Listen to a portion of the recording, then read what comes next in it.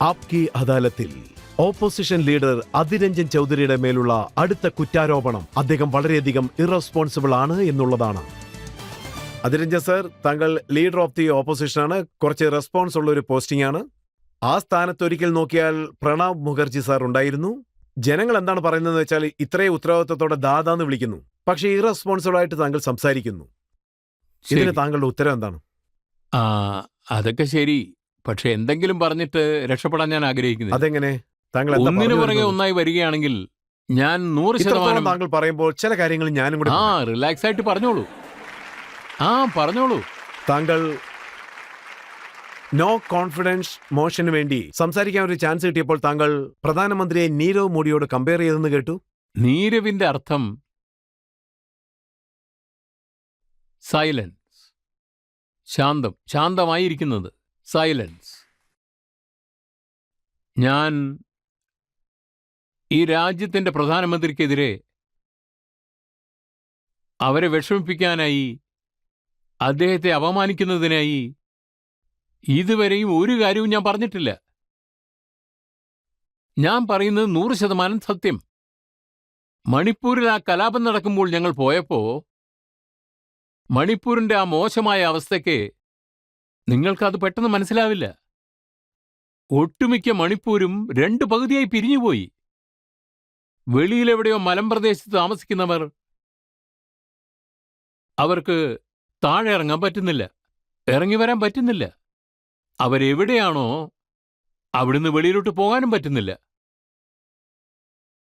2 പേരുടെയും കൈകൾ നോക്കുകയാണെങ്കിൽ ഒന്നല്ല, നോക്കുന്നിടത്തൊക്കെ പുതിയ പുതിയ ആയുധങ്ങളാണ് വെച്ചിരിക്കുന്നത്, 2 ഭാഗത്തും. ആ ആയുധം അവർക്ക് എങ്ങനെ കിട്ടി? അതായത് ഏതോ ഒരു പോലീസ് സ്റ്റേഷൻ ഉണ്ടെന്ന് വയ്ക്കുക, അവിടെ കുറച്ച് പോലീസ് ഓഫീസേഴ്സ് ഉണ്ടാകും. അവരുടെ കയ്യിലുള്ള ആയുധങ്ങളെ തുറന്ന് അവരുടെ കയ്യിലേക്ക് കൊടുക്കുകയാണുണ്ടായത്. വേറൊരു സ്ഥലത്ത് നോക്കുകയാണെങ്കിൽ കുക്കി പോലീസുകാരുണ്ടെന്ന് വിചാരിക്കുക, അവർ തങ്ങളുടെ മൊത്തം ആയുധങ്ങളെയും എടുത്ത് കുക്കി ആൾക്കാർക്ക് കൊടുക്കുന്നു. മനസ്സിലായോ? അവരുടെ ജാതി സംരക്ഷണത്തിനായി ആയുധങ്ങൾ കൊടുക്കുകയാണുണ്ടായത്. അവസാനം എന്ത് സംഭവിക്കുന്നറിയോ? 2 ഭാഗത്തും ആയിരക്കണക്കായ ജനങ്ങൾ, മൊത്തം ആയുധങ്ങൾ, അതിൻ്റെ കൂടെ ലക്ഷക്കണക്കിനുള്ള വെടിയുണ്ടകൾ എല്ലാം വെച്ചിട്ടുണ്ട്. ഇപ്പൊ ഞാൻ അതാണ് ആലോചിക്കുന്നത്, അതെല്ലാം എന്തു ചെയ്യാമെന്ന്. അതുമാത്രമല്ല, നമ്മുടെ സ്ഥലം തേടി വന്നിട്ട് അവരെന്നോട് ചോദിക്കുകയുണ്ടായി, നമ്മുടെ സേനാബലം എത്രയുണ്ടായിരുന്നാലും ശരി, അത് ഞാൻ ശരിയാക്കി. അതിനുശേഷം ഞാൻ അവരെ 2 ഭാഗമായി പിരിച്ച് അയക്കുകയാണുണ്ടായത്. പാതി പാതി എന്ന് പറഞ്ഞാൽ എന്താണെന്ന് അറിയാമല്ലോ? 2 പേരും അടുത്തടുത്ത് നിന്നുകൊണ്ട് ചേർന്ന് സംസാരിക്കാൻ പറ്റും. ഇവരുടെ നടുവിലൊരു സൈന്യമുണ്ടാകും. ആ ഭാഗത്തൊരു കൂട്ടം, ഈ ഭാഗത്തൊരു കൂട്ടം. ഇങ്ങനെ ചെയ്യുമ്പോൾ നിങ്ങൾ എന്താ വിചാരിക്കുന്നത്? നമ്മുടെ നാടിനെ അത്തരമൊരു സാഹചര്യത്തിൽ ശരിയെന്ന് പറയുമോ? ഞാൻ ആ സ്ഥലത്തേക്ക് പോയിട്ട് ഞാനും അവിടെ തമാശ കണ്ടിരുന്നാൽ എന്താവും? അവർക്ക് വന്നിട്ടുള്ള എല്ലാ ആയുധങ്ങളെയും കൊള്ളയടിച്ചിട്ട് പോയി. ആ ആയുധങ്ങൾ വീണ്ടെടുക്കാനാണ് സേനയെ അയച്ചത്. അത് ചെയ്തല്ലേ മതിയാകൂ. ജനങ്ങളുടെ ഇടയിൽ വീണ്ടും ഒരു വിശ്വാസമുണ്ടാക്കുന്നതിനായി, സാഹോദര്യമുണ്ടാക്കാനായി, ശാന്തിപൂർണമായ ഒരു അന്തരീക്ഷം സൃഷ്ടിക്കാനായി എല്ലാ കാര്യങ്ങളും പരിശ്രമിച്ചേ മതിയാകൂ. എല്ലാ പ്രശ്നങ്ങളും തീർക്കണം, അടിയന്തര നടപടികൾ എടുക്കണം. 27 ലക്ഷം ജനങ്ങൾ അവിടെയുണ്ട്. ഈ നാട് വളരെ വലുതാണ്, നമുക്ക് അത്രയ്ക്ക് ശക്തിയുണ്ട്. അപ്പൊ നമുക്കത് നിയന്ത്രിക്കാൻ കഴിയില്ലേ? 3-4 മാസം കഴിഞ്ഞുപോയി. അതിനുശേഷം കൊള്ളയടിക്കുന്നു, ലൂട്ട് ചെയ്യുന്നു, ബലാത്കാരം ചെയ്യുന്നു. ഇത് തുടർന്ന് നടന്നുകൊണ്ടിരിക്കുകയാണ്. ഇത് കേൾക്കുമ്പോൾ നിങ്ങൾക്കും ആശ്ചര്യം തോന്നാം. ഇതാ നോക്കൂ, മോർച്ചറിയിൽ പോകുമ്പോ, അതായത് മോർഗിൽ പോകുമ്പോ ശവശരീരങ്ങൾ ഇട്ടിട്ടുണ്ടാവില്ലേ? അവിടെ ഇരുന്നു കൂടി മൃതശരീരങ്ങളെ എടുത്ത് അടയാളം കണ്ടുപിടിച്ച് ആരെയൊക്കെ എവിടെയൊക്കെ ദഹിപ്പിക്കണം, കുഴിച്ചിടണം, സമാധി കൂടി വെക്കേണ്ടി വരും. ചെയ്യാൻ പറ്റുന്നില്ലല്ലോ. എന്തുകൊണ്ടാ അങ്ങനെ? ഞാൻ ചോദിക്കുകയാണ്, എന്താ? നമ്മൾ എന്തിനു മിണ്ടാതിരിക്കണം? നമ്മൾ എന്തുകൊണ്ട് വായ തുറന്ന് സംസാരിക്കുന്നില്ല?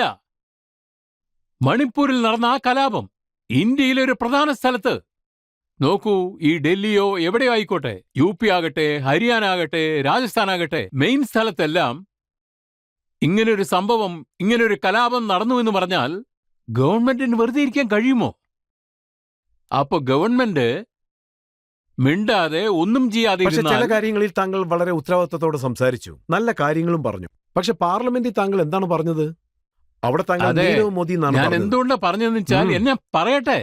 ഞാൻ പറഞ്ഞിരുന്നുവല്ലോ ആദ്യം തന്നെ, ഞാൻ ഇംപേഷ്യന്റ് ആണ്. ഒരുപാട് പ്രതീക്ഷയോടെ ഞാൻ കാത്തിരുന്നു. ഈ രാജ്യത്തിന്റെ പ്രധാനമന്ത്രി നരേന്ദ്രമോദി സഭ തുടങ്ങിയ അന്ന് തന്നെ കാര്യങ്ങളൊക്കെ മനസ്സിലാക്കി വരുമെന്ന് പ്രതീക്ഷിച്ചു. ശരി, അത് പോട്ടെ. അത്തരത്തിലൊരു ഡിസ്കഷൻ നടന്നില്ല, പോട്ടെ. പ്രധാനമന്ത്രി അദ്ദേഹം അവിടെ മന്ത്രിസഭയ്ക്ക് വരുന്നതിന് മുമ്പായി അവിടെ ചില ചോദ്യങ്ങൾ ചോദിക്കേണ്ടിയിരുന്നു. ഞാൻ എന്താ പറഞ്ഞെന്നറിയോ? ഞാനത് വീണ്ടും റിപ്പീറ്റ് ചെയ്യാം, റെക്കോർഡായിക്കോട്ടെ. ഇതാ നോക്കൂ, ചില സമയത്ത് നമ്മുടെ ശാസ്ത്രത്തിൽ തന്നെ പറഞ്ഞിട്ടുണ്ട്, മഹാഭാരത യുദ്ധ സമയത്ത് അതിനു മുമ്പിൽ തന്നെ ദ്രൗപദിയുടെ വസ്ത്രാക്ഷേപം നടത്തി. കാരണം രാജാവ് കാഴ്ചയില്ലാത്ത ധൃതരാഷ്ട്രർ അന്ധകാരത്തിലായിരുന്നു, ഇരുട്ടിലായിരുന്നു. ദ്രൗപദിയെ വസ്ത്രാക്ഷേപം നടത്തി, അപമാനിച്ചു. ഇന്നുകൂടി നമ്മുടെ വീട്ടിലുള്ള സ്ത്രീകളുടെയും തുണിയുരിക്കാൻ തയ്യാറാണ്. അപ്പൊ അതും ഇതും തമ്മിൽ എന്താണ് വ്യത്യാസം? അന്ന് ഹസ്തിനപുരത്ത് നടന്നു, ഇന്ന് മണിപ്പൂരിൽ നടക്കുന്നു. അവിടെ രാജാവിന് കാഴ്ചയില്ല, ഈ രാജാവിനും കാഴ്ചയില്ലെന്ന് തോന്നുന്നു. ഞാൻ പറഞ്ഞതിൽ എന്താണ് തെറ്റ്? റെക്കോർഡായിട്ടുണ്ട്, നിങ്ങൾക്കും കേൾക്കാമല്ലോ. നിങ്ങൾക്ക് എല്ലാവർക്കും പരിശോധിക്കാം. അതുകൊണ്ടാണ് അമിത്ഷാ പറഞ്ഞത്, ആ, നിൽക്കൂ, പ്രധാനമന്ത്രിയെ നാണം കെടുത്തിയാൽ ഞങ്ങൾ ഒരു നിമിഷം, സഹിച്ചുകൊണ്ടിരിക്കില്ല. ഞാൻ പറഞ്ഞുകൊണ്ടിരിക്കുകയല്ലേ. കാരണം ഇവിടെ വിദ്യാഭ്യാസമുള്ള പലരുമുണ്ട്. നിങ്ങൾ ഗൂഗിളിലോ യൂട്യൂബിലോ ചെക്ക് ചെയ്തോളൂ. രണ്ടാമത്തെ വിഷയം ഞാൻ പറഞ്ഞുതരാം. അതായത് കുറച്ചു കാലങ്ങൾക്ക് മുമ്പ്, കുറെ കാലമായി നീരവ് മോദി നമ്മുടെ രാജ്യത്ത് നിന്ന് ബാങ്കിനെ കൊള്ളയടിച്ച് ഖജനാവ് കാലിയാക്കി പോയി. 15,000 കോടിയിലധികം കൊള്ളയടിച്ച് സ്ഥലം കാലിയാക്കി പോയി. നിങ്ങളുടെ ഇത്രയും ശക്തിമത്തായ ഒരു ഗവൺമെന്റ് അതിനെ തടുക്കാൻ പറ്റിയില്ലല്ലോ. അയാളെ നിയമത്തിന് മുന്നിൽ കൊണ്ടുവരാൻ കഴിഞ്ഞില്ലല്ലോ. അവൻ പുറം രാജ്യങ്ങളിലൊക്കെ പോയി കടലോരത്ത് കറങ്ങി നടക്കുക. എനിക്ക് നന്നായിട്ടറിയാം നീരവ് മോദി ഓടിപ്പോയി എന്ന്. പക്ഷെ എനിക്ക് തോന്നുന്നത് നിങ്ങളും ഇന്നുകൂടി നമ്മുടെ രാജ്യത്ത് വേറെയും നീരവ് മോദി ഉണ്ടാകുമല്ലോ. കാരണം ഞാൻ പറയുന്നത് മറ്റുള്ളവർക്ക് തെറ്റായി തോന്നാം, തോന്നിയിട്ടുമുണ്ട്. ഞാൻ പറയാം, ഞാനത് വ്യക്തമായിട്ട് പറയാം. സമാസമം എന്ന് പറഞ്ഞാൽ എന്താ? സമാസമം എന്ന് പറഞ്ഞാൽ എല്ലാവരും തുല്യം, മനുഷ്യന്റെ രാജാവ്. ഈ മനുഷ്യരുടെ രാജാവുണ്ടല്ലോ, പ്രജയ്ക്കുള്ള പ്രശ്നം വരുമ്പോൾ രാജാവ് എന്താ മിണ്ടാതിരിക്കുന്നത്? അത് തന്നെയാണ് ഞാൻ നിങ്ങളോട് പറയാൻ ആഗ്രഹിക്കുന്നത്. അപ്പോൾ ഞാൻ പറഞ്ഞതെന്താണെന്ന് വെച്ചാൽ, നീരവ് മോദി വന്നതേയില്ല. പക്ഷെ നരേന്ദ്രമോദിജി, നിങ്ങളെങ്ങനെയാണ് നീരവ് മോഡിയായത്? നിങ്ങൾ എന്തുകൊണ്ട് ശാന്തനായിരുന്നു? പറയൂ, ഞാൻ പറഞ്ഞതിൽ വല്ല തെറ്റുമുണ്ടോ? തെറ്റുണ്ടെങ്കിൽ ഞാൻ തൂക്കുകയറിൽ കയറാനും ഒരുക്കമാണ്. ഓപ്പണായിട്ടല്ലേ പറയുന്നത്. പറഞ്ഞതൊക്കെ റെക്കോർഡിലുണ്ടല്ലോ, നിങ്ങൾക്ക് ചെക്ക് ചെയ്യാം. ഞാൻ നിങ്ങൾ എല്ലാവരുടെയും മുന്നിൽ ഞാൻ പറയുക, അതായത് ഉറപ്പിച്ചു പറയുക, തുറന്ന മനസ്സോടെയാ പറയുന്നത്. പ്രധാനമന്ത്രി, അതായത് രാജ്യത്തിന്റെ പ്രധാനമന്ത്രി, അദ്ദേഹം ഒരുപക്ഷെ നമ്മളാരും സെലക്ട് ചെയ്തതല്ല, എലക്ട് ചെയ്തതാണ്. അദ്ദേഹം പ്രധാനമന്ത്രിയായാൽ അദ്ദേഹത്തിനല്ല, നാട്ടിനാണ് സ്വന്തം. നമ്മുടെ രാജ്യത്തിന്റെ ഒരു മിനിറ്റ്, പ്രധാനമന്ത്രി ഒരു എന്താ മിനിറ്റ്. പറഞ്ഞെന്ന് വെച്ചാൽ, താങ്കൾക്ക് സംസാരിക്കാൻ ചാൻസ് കിട്ടിയപ്പോ താങ്കൾ ശർക്കരയെ ചാണകമാക്കി. പ്രധാനമന്ത്രി പറഞ്ഞ ഈ കാര്യത്തോട് ഞാൻ പൂർണ്ണമായും യോജിക്കുന്നു. ഞാൻ ആദ്യമേ പറഞ്ഞിട്ടുള്ളതാണ്, ഞാൻ അതിരില്ലാതെ സംസാരിക്കുന്ന ആളല്ല. വായ കൊണ്ട് ചാണകം എടുക്കാൻ പറ്റില്ല. പക്ഷേ പ്രധാനമന്ത്രിക്ക് ചാണകത്തിനോട് ഇത്ര വെറുപ്പെന്താണെന്ന് അറിയുന്നില്ല. ചാണകം എന്ന് പറയുന്നത് മാട്ടിൽ നിന്നാണ് വരുന്നത്. ഇത് പശുമാടുകളുടെ നാടല്ലേ, ഗംഗ. ആ രാജ്യം തന്നെയല്ലേ. പശുമാടിന് മേൽ വെറുപ്പ് വന്നുവോ? ചാണകം എന്ന് പറഞ്ഞ ചാണകത്തെ വളരെ നിസ്സാരമായി കാണുന്നു, വെറുക്കുന്നു, അതിനെ നിസ്സാരമായി കാണുന്നു. വേറൊരു കാര്യം കൂടി പറയാൻ ആഗ്രഹിക്കുകയാണ്. ഞാനിത് മനസ്സ് തുറന്നു പറയുക. ഇതാ നോക്കൂ, അമേരിക്കയിൽ പറയാറുണ്ട്, before election one may be, അതായത് എങ്ങനെ വേണമെങ്കിലും ആകാം, but after election everybody is American. തെരഞ്ഞെടുപ്പിന് മുമ്പ് ആര് വേണമെങ്കിലും പാർട്ടിയിലുണ്ടാവാം. തെരഞ്ഞെടുപ്പിന് ശേഷം ഈ രാജ്യത്തെ ഗവൺമെന്റായി മാറുന്നു. അതിലൊരു മാറ്റവുമില്ല. എന്തുകൊണ്ട് നമ്മൾ ആ പോളിസിയെ ഇവിടെ ഇംപ്ലിമെന്റ് ചെയ്യുന്നില്ല? താങ്കൾ പറഞ്ഞ ആ പോളിസിയെക്കുറിച്ച് താങ്കളുടെ പഴയ സുഹൃത്ത് ജ്യോതിരാജ് സിന്ധ്യ താങ്കൾ പറഞ്ഞത് പറഞ്ഞു. അദ്ദേഹം എന്താ പറഞ്ഞെന്ന് വെച്ചാൽ, അതിരഞ്ജൻ ചൗധരിക്ക് തന്റെ രാജ്യത്തിനെ കുറിച്ചും വിഷമമില്ല, മണിപ്പൂരിനെ കുറിച്ചും സങ്കടമില്ലെന്ന്. പ്രധാനമന്ത്രിക്ക് കൊടുക്കുന്ന റെസ്പെക്ടിനെ കുറിച്ചും ചിന്തയില്ലെന്ന്, അതുപോലെ പ്രസിഡന്റിനെ കുറിച്ചും ചിന്തയില്ല, തന്റെ സ്ഥാനം പാർട്ടിയിൽ ഉണ്ടായിരിക്കുന്നതിനെ കുറിച്ച് മാത്രമാണ് ചിന്തയെന്ന്. ഞാൻ എന്തിനെക്കുറിച്ചോ വ്യാകുലപ്പെടുന്നു, അതിനെക്കുറിച്ച് അവരെന്തിനാ ചിന്തിക്കുന്നത്? പക്ഷേ അവർ എന്തിനു വിചാരിച്ച് വ്യസനപ്പെടണം? അതായത് ഞങ്ങളുടെ പാർട്ടി അവരെ വലുതാക്കി വളർത്തി, അവരുടെ അച്ഛൻ മുത്തശ്ശന്മാരിൽ നിന്നും ആരംഭിച്ച് എല്ലാവരെയും സമന്മാരായി കാണുന്നുണ്ട്. അതെല്ലാം ശരി തന്നെ, നല്ല ബന്ധം തന്നെയാണുള്ളത്. പക്ഷെ ഇക്കാര്യം അന്ന് പറഞ്ഞിരിക്കാമല്ലോ. ഇപ്പൊ ഞാൻ പറയുന്നതിന്റെ അർത്ഥം എന്താണെന്ന് വെച്ചാൽ, നിങ്ങൾ നിങ്ങളുടെ കടമകളെ ഒന്നും തന്നെ ചെയ്തില്ല. കോൺഗ്രസ് അത് തന്നെ നിങ്ങളെ മന്ത്രിയാക്കി, നേതാവാക്കി. ഇന്ന് ഞാൻ എവിടെ ഇരിക്കണമെന്ന് ആ സ്ഥലത്താണ് അവരിയ്ക്കേണ്ടത്. ഞാൻ വിട്ടുകൊടുക്കാൻ തയ്യാറാണ്. നല്ലപോലെ ഇംഗ്ലീഷ് അറിയാം. അദ്ദേഹം എന്താ പറയുന്നത് വെച്ചാൽ ഞാൻ താങ്കളാണ് പറയട്ടെ എല്ലാവരെയും ഒന്ന്. പറഞ്ഞു വിട്ടെന്ന്. നല്ലപോലെ ഇംഗ്ലീഷ് അറിയും, ഹിന്ദി അറിയും. പക്ഷെ അവരെന്താണ് ചെയ്തത്? തങ്ങളുടെ രാജ്യത്തെ സംരക്ഷിക്കുന്നതിനായി, പണത്തെ സംരക്ഷിക്കുന്നതിനായി, സ്വത്തുക്കൾ സംരക്ഷിക്കുന്നതിനായി, അതായത് മോഡിജിയും അമിത്ഷായും കൂടെ ഇഡിയുടെയും സിബിഐയുടെയും പേരിൽ മിരട്ടുകയാണ്. അപ്പോൾ നേരെ പോയി അവരുടെ പാർട്ടിയിൽ ചേരുകയാണ്. പക്ഷെ ഇത്തരം കാര്യങ്ങൾക്ക് എനിക്ക് താല്പര്യമില്ല. എനിക്കതിനു മാത്രമുള്ള സ്വത്തില്ല, സമ്പാദ്യമില്ല, തലക്കനവുമില്ല. പിന്നെ മഹാരാജാവ് ഒരു ചോദ്യം ചോദിച്ചു. അദ്ദേഹം എന്താ പറഞ്ഞെന്ന് വെച്ചാൽ, താങ്കൾ മോദിജി നീരവായിട്ടിരിക്കുന്നു, സൈലന്റ് ആയിട്ടിരിക്കുന്നു, ഒന്നിനെക്കുറിച്ച് സംസാരിക്കുന്നില്ല. പക്ഷെ മണിപ്പൂരിൽ 130 പേർ മരിച്ചപ്പോൾ, പല ദിവസം കർഫ്യൂ നടന്ന സമയത്ത്, അതും കലാപം നടക്കുന്ന സമയത്ത്, മൻമോഹൻ സിംഗ് പ്രധാനമന്ത്രിയായിരുന്നു, താങ്കളും ആ മന്ത്രിസഭയിൽ ഉണ്ടായിരുന്നു. പക്ഷെ മൻമോഹൻ സിംഗിനെ നോക്കി താങ്കൾ ഒന്നും തന്നെ പറഞ്ഞില്ലല്ലോ, മിണ്ടാതിരിക്കുന്നു. വേറൊരു കാര്യം കൂടി ഞാൻ വ്യക്തമാക്കാൻ ആഗ്രഹിക്കുകയാണ്. 10 വർഷത്തിനു ശേഷം പ്രധാനമന്ത്രി, അതിനെന്താ പറയുക, മൻമോഹൻ അവര് ഏറെക്കുറെ 70 പ്രാവശ്യം സ്പീച്ച് കൊടുത്തിട്ടുണ്ട്. 70 പ്രാവശ്യം. മറ്റുള്ളതൊക്കെ ഞാൻ വിട്ടു. 10 വർഷത്തിനിടയിൽ 70 പ്രാവശ്യം അദ്ദേഹം സംസാരിച്ചിട്ടുണ്ടല്ലോ. എന്നിട്ടും ശാന്തനായ മൻമോഹനായിരുന്നു. പക്ഷെ നമ്മളുടെ ഹിന്ദുസ്ഥാന്റെ പ്രധാനമന്ത്രി നരേന്ദ്രമോദിജി അവരെ കണ്ടാൽ ഓരോ കാര്യത്തിനും പറയും. വേറെ കാര്യവും കൂടി ആവാം, അല്ലെങ്കിൽ ഇലക്ഷൻ സംബന്ധപ്പെട്ട വിഷയവുമാകാം. എല്ലാ കാര്യത്തിലും വീണ്ടും വീണ്ടും പറയും. പക്ഷേ കഴിഞ്ഞ 10 വർഷമായിട്ട് പാർലമെന്റിൽ വെറും 30 പ്രാവശ്യം അദ്ദേഹം പല വിഷയങ്ങൾ സംസാരിച്ചു. അപ്പോൾ ആരാണ് മൗനിയായിരിക്കുന്നത്? ആരും മൗനിയല്ല. ഇപ്പോൾ നിങ്ങൾക്ക് തന്നെ പറയാമല്ലോ, ഞാൻ ഓൺ റെക്കോർഡിലാണ് സംസാരിക്കുന്നത്. പാർലമെന്റിൽ ഞാൻ കോൺഗ്രസ് പാർട്ടിയുടെ മെമ്പറാണ്. താങ്കൾ 2 മണിക്കൂർ 13 എന്തിനെ കുറിച്ചാണ് പറയുന്നത്? തീർച്ചയായും റെക്കോർഡിൽ ഉണ്ടാവുമല്ലോ. എന്തിനാണ് റെക്കോർഡ് ചെയ്യുന്നതെന്ന് അതും പറയാം. എന്തിനാണ് റെക്കോർഡ് ചെയ്യുന്നതെന്ന് പറഞ്ഞാൽ, പല മണിക്കൂറുകൾ എന്തൊക്കെയോ പറഞ്ഞു. പക്ഷെ മണിപ്പൂരിനെ കുറിച്ച് ഒരു വാക്ക് പോലും പറഞ്ഞില്ല. മണിപ്പൂരിനെ കുറിച്ച് 3 മിനിറ്റ് സംസാരിച്ചിട്ട് അതോടെ അദ്ദേഹം സംസാരം നിർത്തി. ഇപ്പൊ നിങ്ങൾ തന്നെ കണ്ടുപിടിക്കൂ, അദ്ദേഹം എത്രമാത്രം മുഖ്യത്വം കൊടുത്തിട്ടുണ്ട്. മണിപ്പൂരിനെ കുറിച്ച് സംസാരിച്ചപ്പോൾ താങ്കൾ എന്തിനാണ് എഴുന്നേറ്റ് പോയത്? എന്ത് ചെയ്യാൻ പറ്റും? 2 മണിക്കൂറായി നിലവിളിച്ചുകൊണ്ട് തന്നെ ഇരിക്കുകയാണല്ലോ. മണിപ്പൂരിനെ കുറിച്ച് മാത്രം പറയൂ, അതിനൊരു തീരുമാനമുണ്ടാക്കൂ എന്ന്. ഒരു ചോദ്യത്തിനും മറുപടിയില്ല. മണിപ്പൂരിനെ കുറിച്ച് പിന്നെ പറയാമെന്ന് പറയുകയാണെങ്കിൽ 2 മണിക്കൂർ കഴിഞ്ഞ് പറയാമെന്ന് പറഞ്ഞാൽ ഞങ്ങൾ ഇരിക്കുമായിരുന്നല്ലോ. 2 മണിക്കൂർ നിങ്ങൾ സംസാരിച്ചു. പ്രസംഗത്തിന്റെ അവസാനം 2 മിനിറ്റ് മണിക്കൂറിനെ കുറിച്ച് പറഞ്ഞു.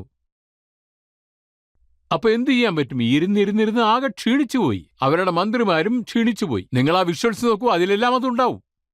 ചിലർ ഉറങ്ങുന്നു, ചിലർ കോട്ടുവായിടുന്നു. ഇല്ല, എല്ലാരും കുറച്ച് റെസ്റ്റ് എടുക്കുകയായിരുന്നു. വിശ്രമിച്ച് ഉറങ്ങിപ്പോയി. മോദിജിയെ സംബന്ധിച്ചിടത്തോളം അവരെ അവർ ദൈവം പോലെയാണ് കാണുന്നത്. അത് വിട്ടേക്കൂ. ക്ഷീണിച്ചിട്ട് അവർക്ക് ഉറക്കം തന്നെ വന്നു. അവർക്ക് എന്ത് ചെയ്യാൻ പറ്റും? എന്ന് പറഞ്ഞുകൊണ്ട് തന്നെ ഇരുന്നു. നിങ്ങൾക്ക് വിഷ്വൽ കാണാതെ. താങ്കളെക്കുറിച്ച് എന്താണ് പറയുന്നതെന്ന് വെച്ചാൽ, ഇത് ആദ്യത്തെ പ്രാവശ്യമൊന്നുമല്ല. പ്രധാനമന്ത്രി ഇങ്ങനെ ഇൻസൾട്ട് ചെയ്യുന്നത് താങ്കൾക്കൊരു ശീലമായി പോയെന്ന്. പിന്നെ രാഷ്ട്രപതി എന്നുള്ള വാക്കിന് പകരം താങ്കൾ രാഷ്ട്രപത്നി എന്ന് പറഞ്ഞു. തീർച്ചയായും. അതെ, ഞാൻ പറഞ്ഞു. തീർച്ചയായും ഞാനത് പറഞ്ഞതാണ്. ഞാൻ എന്തെങ്കിലും തെറ്റ് ചെയ്തിട്ടുണ്ടെങ്കിൽ ആ തെറ്റ് അംഗീകരിക്കാൻ തന്നെയാണ് ഞാൻ ഇവിടെ ഇരിക്കുന്നത്. കാരണം ചെയ്ത തെറ്റ് സമ്മതിച്ചാൽ ശിക്ഷ കുറയുമല്ലോ. പക്ഷെ ഞാൻ പറയുന്ന ഒന്ന് കേൾക്കൂ. നീരവ് മോദിയെക്കുറിച്ച് ഞാൻ പറഞ്ഞില്ലേ? ഇവിടെ എല്ലാവരും ഇരിക്കുന്ന സമയത്ത് നീരവ് മോദിയെക്കുറിച്ച് സംസാരിക്കുന്നു. അപ്പോൾ ചില പാർട്ടി മെമ്പേഴ്സ് വളരെ അലക്ഷ്യമായിരിക്കുന്നു.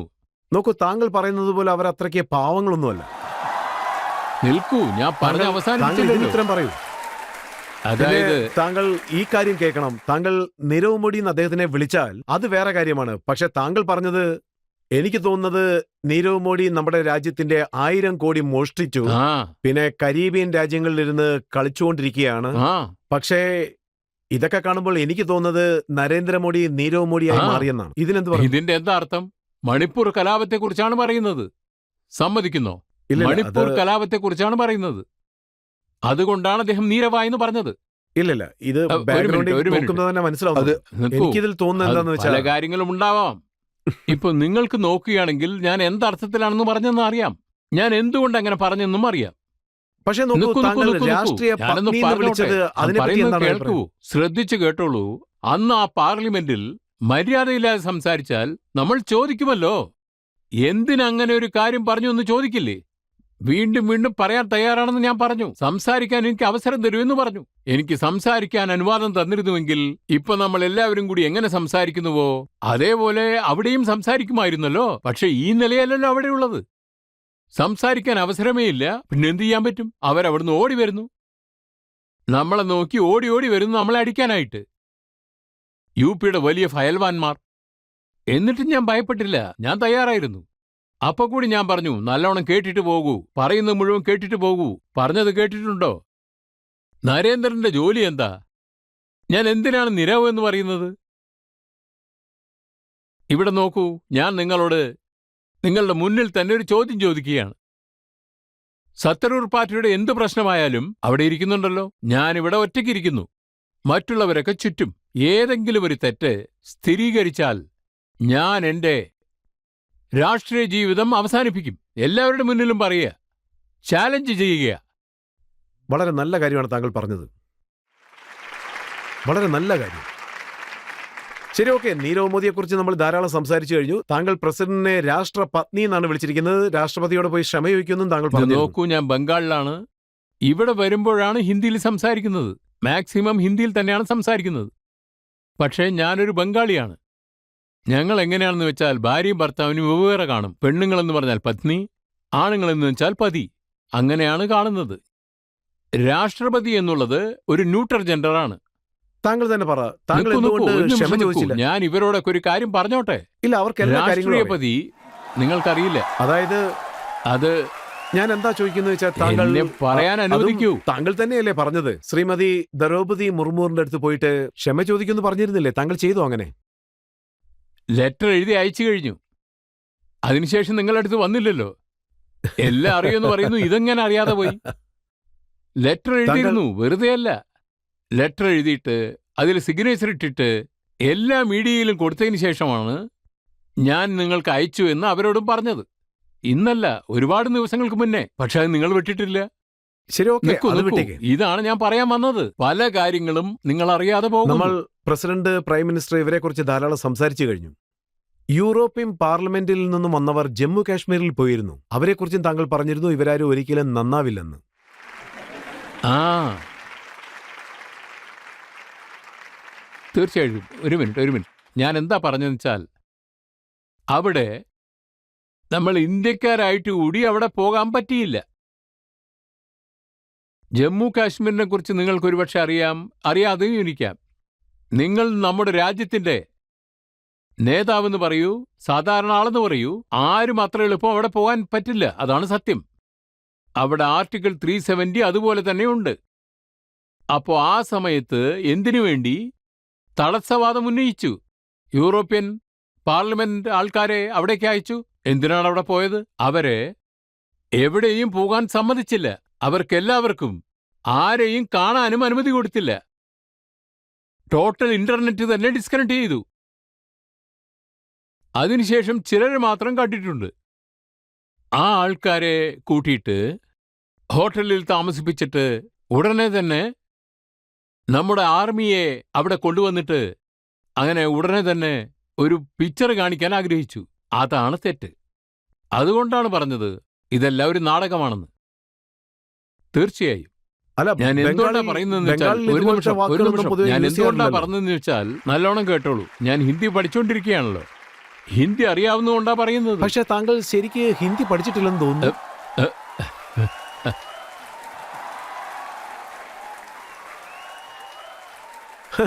ഹിന്ദിയിൽ വേറെ വേറെ നല്ല വാക്കുകളൊക്കെ ഉണ്ടല്ലോ. പഠിക്കാൻ ശ്രമിക്കുകയാണ്. ഹിന്ദി ഭാഷ ഒരു ദിവസം കൊണ്ട് പഠിക്കാൻ പറ്റില്ലല്ലോ. രജത് സാർ, താങ്കൾ ഹിന്ദി എത്ര നന്നായിട്ടാണ് സംസാരിക്കുന്നത്. അപ്പൊ കൂടെ ചില കാര്യങ്ങൾ നിങ്ങൾക്ക് അറിയാതെ പോയി. എനിക്ക് നന്നായിട്ട് അറിയാം. ശരി, അതിന് നമുക്ക് വേറൊരു മീറ്റിംഗ് വെക്കാം. നിങ്ങൾ അത്രയ്ക്ക് വലിയ ഹിന്ദി ജ്ഞാനിയാണെങ്കിൽ നീരവിന്റെ അർത്ഥം എന്താ അറിയാതെ പോയത്? ഞാനാണ് താങ്കളോട് പറഞ്ഞ നീരവിന്റെ അർത്ഥം ശാന്തമെന്നാണെന്ന്. നീരവിന്റെ അർത്ഥം സൈലന്റ്. നീരവിന്റെ അർത്ഥം ശാന്തമായിരിക്കുന്നത്. നോക്കൂ, നീരവിന്റെ അർത്ഥം സൈലന്റ്. അതിന് വേറെ അർത്ഥങ്ങൾ കൂടി കൊടുക്കാമായിരിക്കാം. നീരവ് എന്നുള്ള വാക്കിന്റെ അർത്ഥം എന്താണെന്ന് വെച്ചാ, ഏതൊരു വാക്കിനും ഒരർത്ഥം മാത്രമല്ല ഉണ്ടായിരിക്കുക, പല അർത്ഥങ്ങളും ഉണ്ടാവും. അതിന്റെ ആദ്യത്തെ അർത്ഥം ശാന്തം. ഒരുപക്ഷെ അദ്ദേഹത്തിന് പറയാൻ വാക്കുകൾ ഇല്ലായിരിക്കാം. അങ്ങനെയുള്ള ഒരാള് സൈലന്റ് ആയിരിക്കും, അല്ലെങ്കിൽ മിണ്ടാൻ പറ്റാതെ. ഞാൻ സൈലന്റ് എന്ന് പറയുന്നത്. ഞാൻ എല്ലാം പഠിപ്പിച്ചു തരാം. ഹിന്ദി, ഇംഗ്ലീഷ്, നിങ്ങളെ ഉറുദു പഠിപ്പിച്ചു എല്ലാം. തരാം. അതല്ലേ പറഞ്ഞത്, നിങ്ങളെ പഠിപ്പിക്കാമെന്ന്. വലിയ കാര്യമൊന്നുമില്ല. നോക്കൂ, ഞാൻ അത് എത്രത്തോളം പഠിച്ചിട്ടുണ്ട് എന്ന്. ഇല്ലില്ല, ഇതിനെക്കുറിച്ച് നമ്മൾ ധാരാളം സംസാരിച്ചു കഴിഞ്ഞു. മറ്റൊരു കാര്യം താങ്കളെ ഞാൻ ഓർമ്മപ്പെടുത്താം. BJP-യുടെ പഴയ വക്താവ് ഒരു കാര്യം പറഞ്ഞു. അദ്ദേഹം എന്താണ് പറഞ്ഞെന്ന് വെച്ചാൽ, അതായത് അദ്ദേഹം ഒരു വീഡിയോ പ്ലേ ചെയ്ത് കാണിച്ചു. അദ്ദേഹം എന്താ പറഞ്ഞെന്ന് വെച്ചാൽ, ഇത് അദ്ദേഹത്തിന്റെ ഒരു ശീലമാണ്. ഏതെങ്കിലും ഒരു കാര്യത്തിൽ വളരെ ഡീപ്പായിട്ട് പോവുകയാണെങ്കിൽ, അതായത് മണിപ്പൂരിന്റെ കാര്യത്തിനെ പറ്റി താങ്കൾ പറയുമ്പോൾ അത് ഗ്ലോബൽ ഇഷ്യൂ ആയിന്ന് താങ്കൾ പറഞ്ഞു. തീർച്ചയായിട്ടും അത് ഗ്ലോബൽ ഇഷ്യൂ ആയിട്ടില്ലെങ്കിൽ യൂറോപ്യൻ പാർലമെന്റിൽ മണിപ്പൂർ പ്രശ്നത്തെക്കുറിച്ച് എന്തിനാ എല്ലാവരും കൂടി ഇരുന്ന് സംസാരിക്കണം? ന്യൂയോർക്ക് ടൈംസ് അമേരിക്കയിൽ ആദ്യത്തെ പേജിൽ തന്നെ മണിപ്പൂർ വർത്തമാനം വന്നു. ഇപ്പൊ പറയൂ, നമ്മുടെ രാജ്യത്തിന്റെ പ്രധാനമന്ത്രി യൂറോപ്പിൽ പോകുമ്പോൾ ഫ്രാൻസിലും പോയിരുന്നു. ഒരു വലിയ താമര വാങ്ങാൻ പോയതാണ്. ബഹുമതിയോടുകൂടി അദ്ദേഹത്തിന് താമര കൊടുത്തു. അതേ സമയത്ത് നമ്മുടെ പ്രധാനമന്ത്രി യൂറോപ്പിൽ ഇരിക്കുമ്പോൾ ആ സമയത്ത് യൂറോപ്യൻ പാർലമെന്റിൽ ഇത് സംസാരിച്ചു. അപ്പോൾ ഇത് ഗ്ലോബൽ ഇഷ്യൂ അല്ല. എന്തിനു പറയണം? യുണൈറ്റഡ് നേഷൻസിൽ അത് പറഞ്ഞിട്ടുണ്ട്. ഇപ്പൊ പറയൂ, യുണൈറ്റഡ് നേഷൻസ് എന്താ വല്ല പാർട്ടി ഓഫീസുമാണോ? ഒട്ടുമിക്ക രാജ്യങ്ങളുടെയും ബന്ധമുണ്ടതിന് യുണൈറ്റഡ് നേഷൻസ്. ഇപ്പൊ പറയൂ, എന്തിനാണ് അവിടെ സംസാരിച്ചതെന്ന് നിങ്ങൾ പറയൂ. ഇതൊരു പൊയ് നാടകമല്ലേ? ജാതിയെ സംരക്ഷിക്കാൻ നാടകം കളിച്ചിരിക്കുക. ഇതെങ്ങനെ നോക്കിക്കാണുന്നു? ഇത് നിങ്ങൾ മനസ്സിലാക്കണം. ഇത് നമ്മുടെ നാടിന് ആപത്ത്. മണിപ്പൂരിനെ സംബന്ധിച്ച് താങ്കളുടെ അഭിപ്രായം എന്താണ്? ഞാൻ പറയുന്നത് എല്ലാ പാർട്ടിയും അവിടെ നിൽക്കണം. അത് കോൺഗ്രസ് ആവട്ടെ, BJP ആവട്ടെ, DMK ആവട്ടെ, ഏതൊക്കെ പാർട്ടികളുണ്ടോ എല്ലാ പാർട്ടികളുടെയും ഡെലിഗേഷൻ പ്രധാനമന്ത്രിക്ക് കൊടുക്കണം. നമുക്ക് പീസ് റാലി മണിപ്പൂരിൽ ചെയ്യാമല്ലോ. മണിപ്പൂർ നിവാസികൾക്ക് അത് നമുക്ക് പറയാമല്ലോ. നിങ്ങൾ ഒന്നുകൊണ്ടും ഭയപ്പെടണ്ട. മൊത്തം ഇന്ത്യയും നിങ്ങളുടെ കൂടെ തന്നെയാണുള്ളത്. നോക്കൂ, ഇതാ BJP വന്നിരിക്കുന്നു, കോൺഗ്രസ്സുകാരെ വന്നിരിക്കുന്നു. എല്ലാവരും മണിപ്പൂർ പ്രശ്നത്തിനാണ് വന്നിരിക്കുന്നത്. മണിപ്പൂരിന്റെ ഈ പ്രശ്നം അവസാനിപ്പിക്കാനാണ് വന്നിരിക്കുന്നതെന്ന് പറയാമല്ലോ. ചെയ്യാമായിരുന്നല്ലോ. അതല്ലേ അതിന്റെ ഒരു തീരുമാനം. താങ്കൾ പറഞ്ഞ കാര്യം വളരെ നന്നായി. തീർച്ചയായും അത് ചെയ്തിരിക്കണം. അതാണ് ചെയ്യേണ്ടിയിരുന്നത്. ഒന്നും ചെയ്യാൻ പറ്റിയില്ല. വെറുതെ സംസാരിച്ചിരുന്നോണ്ട് എന്താ കാര്യം?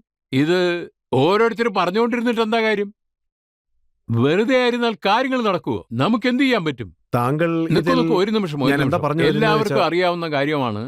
നിങ്ങൾക്കത് മനസ്സിലായാൽ പാർലമെന്റിന്റെ ഉള്ളിൽ നമ്മുടെ പാർട്ടി നേതാക്കന്മാരെ, അത് ജവഹർലാൽ നെഹ്റു ആയിരിക്കാം, അല്ലെങ്കിൽ ഇന്ദിരാജി ആയിരിക്കാം, രാജീവ് ജി ആയിരിക്കാം, അവരെക്കുറിച്ച് ആർക്കെങ്കിലും എന്തെങ്കിലും പറയാൻ പറ്റുമോ? പറയൂ. അങ്ങനെ ആരെങ്കിലും ചെയ്യാൻ ശ്രമിച്ചിട്ടുണ്ടോ? ഞാനൊന്ന് പറയട്ടെ. സോണിയാഗാന്ധി ഒരു പ്രാവശ്യം എൻ്റെ അടുത്തിരുന്നിരുന്നു. എല്ലാ കാര്യത്തിനും ഇറ്റലി ഇറ്റലി ഇറ്റലി എന്ന് പറഞ്ഞുകൊണ്ടിരുന്നു. എന്താ അങ്ങനെ? ഇറ്റലിയിൽ എന്താ അവർക്ക് വല്ല ബിസിനസ്സും ഉണ്ടോ? എന്താ അങ്ങനെ പറയുന്നത്? നിങ്ങൾ ഒരു ഭാഗത്ത് പറയുന്നു വസുദൈവ കുടുംബകം, ലോകം മുഴുവൻ സ്വന്തം എന്ന് പറയുന്നു. ഇപ്പോൾ പറയുന്നു ഗീതയുടെ ശ്ലോകം വസുദേവ കുടുംബകമെന്ന്. ഇത് അപമാനമല്ലേ? സോണിയാഗാന്ധിജിയെ എന്തിന് ഇറ്റലി ഇറ്റലി എന്ന് പറയണം? നമ്മുടെ സഹോദരിമാർ ഒരുപാട് പേര് ഇവിടെ ഇരിക്കുന്നില്ലേ? അവർ ബർത്ത് വീട്ടിൽ പോകുന്നില്ലേ? അപ്പൊ നിങ്ങൾ എന്തെന്നാ പറയുന്നത്? ഏത് വീട്ടിലേക്കാണോ പോകുന്നത് അവിടെ നിങ്ങളുടെ ഭർത്താവുണ്ട്, അവരെ ആശ്രയിച്ചാണ് നിങ്ങൾ കഴിയുന്നത്. അതല്ലേ നമ്മൾ ഫോളോ ചെയ്യുന്നത്. അതിനെ അവർ അംഗീകരിക്കുന്നുണ്ടോ? ഉടനെ ഇവിടുന്ന് പുറപ്പെട്ടു സോണിയാഗാന്ധിക്കെതിരെ പറയാൻ. ഞാൻ നിങ്ങളോട് പറയുകയാ, ഞാൻ വീണ്ടും നിങ്ങളോട് പറയുകയാ, ഒരു ഇന്ദിരാജി ഉണ്ടായിരുന്നു, രാജീവ് ജി ഉണ്ടായിരുന്നു. ഞാൻ പറയുന്നത്, നമ്മളെ കൊണ്ട് ഇത് ചെയ്യാൻ പറ്റുമോ? പറ്റുമോ? ദേശത്തിന് വേണ്ടി ഇങ്ങനെ ചെയ്യാൻ പറ്റുമോ? ഇന്ദിരാജി ചെയ്തതൊരു വലിയ ത്യാഗമാണ്.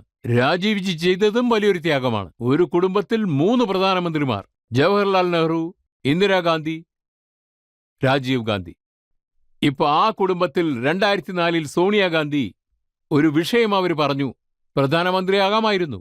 രാഹുൽ ഗാന്ധി ഓക്കെ എന്ന് പറഞ്ഞിരുന്നുവെങ്കിൽ അവർ പ്രൈം മിനിസ്റ്ററായി വരുമായിരുന്നു. പക്ഷേ ഡോക്ടർ മൻമോഹൻ സിംഗിനെയാണ് അവിടെ ഇരുത്തിയത്. വലിയൊരു ഇതിഹാസമല്ലേ ഇത്? ഇതിഹാസം സാക്ഷി. ആ കുടുംബത്തിൽ ചേർന്ന ഒരു മെമ്പർ രാഹുൽ ഗാന്ധി പല വിഷയങ്ങൾ ചെയ്തിട്ട് 1 മാസത്തിനുള്ളിൽ വെളിയിൽ പോവുകയാണുണ്ടായത്. അതിനുശേഷം ഇതേ ഡൽഹിയിൽ പോയി നോക്കൂ, ഡൽഹിയിൽ ആയിരക്കണക്കിലുള്ള ബംഗ്ലാവുകളുണ്ട്. BJP പാർട്ടിയുടെ നേതാക്കൾ ഇവരാണത് യൂസ് ചെയ്തുകൊണ്ടിരിക്കുന്നത്. ഇവരുടെ ഒരു മെമ്പേഴ്സും അതിലില്ല. രാഹുൽ ഗാന്ധിക്ക് ഒരേ 1 മാസം അതുകൂടെ അവർ അനുവദിച്ചില്ല. ഇപ്പൊ ഞാൻ നിങ്ങളോട് ചോദിക്കുന്നു, ഇതേമാതിരിയുള്ള സംഭവങ്ങൾ ഇനിയും നടന്നാൽ നാട്ടിന് നല്ലതാണോ? നിങ്ങൾ തന്നെ പറയൂ. ഇങ്ങനെ സംഭവിക്കുന്നത് നല്ലതാണോ? പറയൂ. താങ്കളും പറഞ്ഞിരുന്നില്ലേ മോഡിയുടെ കല്ലറ തോണ്ടിയെടുക്കുന്നു. നോക്കൂ, ഉടനെ ഞാൻ മാപ്പ് ചോദിച്ചു, അതോടെ കഴിഞ്ഞു. പക്ഷെ താങ്കൾ പോലീസിനെ എന്റെ അടുത്തേക്ക് അയച്ചു. പോലീസ് ആസാമിൽ നിന്ന് വന്നു. ഡൽഹി എയർപോർട്ടിൽ ഞാൻ തെറ്റായ ഒരു കാര്യം പറഞ്ഞു. എന്നെ പിടിക്കാൻ ആസാമിൽ നിന്ന് പോലീസ് വന്നു. പക്ഷേ അക്കാര്യം പറഞ്ഞ ഞാൻ അന്ന് തന്നെ മാപ്പ് ചോദിച്ചു. വേറെന്ത് വേണം പറയൂ. ശരി, വരൂ, ജനങ്ങൾക്ക് എന്താ അഭിപ്രായം പറയാനുണ്ടെന്ന് നോക്കാം. സർ, പ്രിയങ്ക ഗാന്ധിജിയെ പറ്റി നിങ്ങൾ എന്ത് വിചാരിക്കുന്നു? അവർ പൂർണ്ണമായും രാഷ്ട്രീയത്തിലേക്ക് വരണമെന്ന് നിങ്ങൾ കരുതുന്നോ? കാരണം ചില സമയത്ത് നിൽക്കുന്നു, ചില സമയത്ത് കാണുന്നില്ല. അവരെവിടെയും പോയിട്ടില്ലല്ലോ. അവർ രാഷ്ട്രീയത്തിൽ വന്നു കഴിഞ്ഞു. ഇപ്പോൾ നോക്കൂ, ഹിമാചൽ പ്രദേശിൽ, അതായത് ഇലക്ഷൻ നടന്നപ്പോൾ പ്രിയങ്കാജി കാറ്റിന്റെ വേഗത്തിൽ അവിടെ ഇറങ്ങി, വളരെ വേഗത്തിൽ വിജയിക്കുകയും ചെയ്തു. പിന്നെ നിങ്ങളെപ്പോലെ ഒരുപാട് പേര് പ്രതീക്ഷിക്കുന്നത് എന്താണെന്ന് പറഞ്ഞാൽ, പ്രിയങ്ക ഗാന്ധി ഇപ്പോഴും ഇനിയും വേഗത്തിൽ രാഷ്ട്രീയത്തിൽ ഇറങ്ങണമെന്ന് വിചാരിക്കുന്നു. പിന്നെ രാജ്യത്തിനു വേണ്ടി തങ്ങളുടെ സേവനം കൊടുക്കണമെന്ന് വിചാരിക്കുന്നു. ഇപ്പോ നിങ്ങളുടെ മനസ്സിലുള്ള ആ ആഗ്രഹത്തെ, ആ വിഷയത്തെ ഞാൻ അവരെ കാണുമ്പോൾ തീർച്ചയായും പറയാം.